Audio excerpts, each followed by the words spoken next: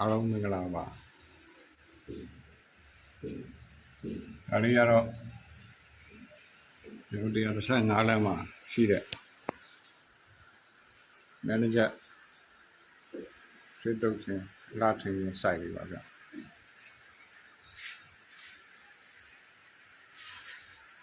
အဲဒီဒီဇိုင်းလေးကိုအိမ်ရှင်စိတ်ကြိုက်ပါနော်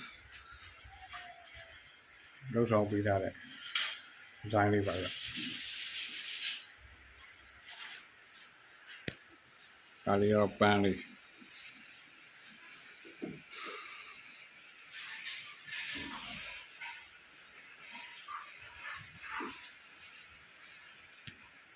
ဒီဘက်ကလိပ်ပြလေး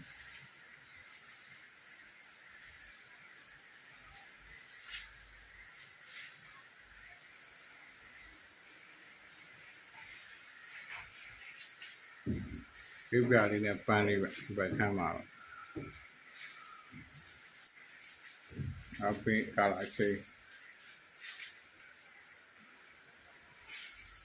အိတ်ခမ်းလေးပဲ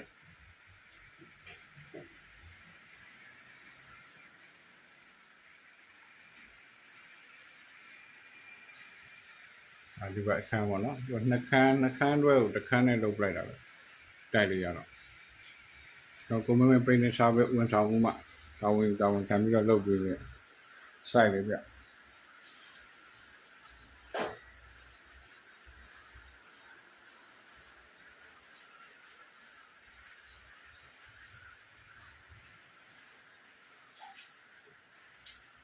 ဒါဒီအခန်းထဲဆိုတော့ပင်းနေကာလာခဲမိထားတာ